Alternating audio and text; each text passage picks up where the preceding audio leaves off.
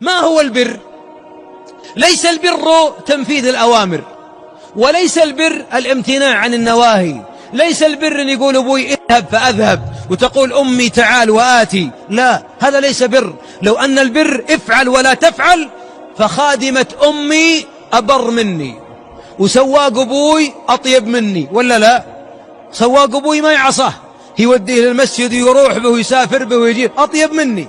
لو أن البر إنما ذهاب وإياب أو أنه خدمة، فخادمة أمي تغسل ثوبها ولربما تطبخ طعامها، مع أن أمي ولله الحمد ما عندها خادمة. ولكن أقول هذا مثال. ولذلك ليس البر أمر ونهي، البر أن تجعل والديك في الحياة قرة عينك، تطبق الجفنين عليهما فلا تنام حتى يستقران، وأن تطبق وتحقق لهما ما يفرحهما قبل أن ينطقان به.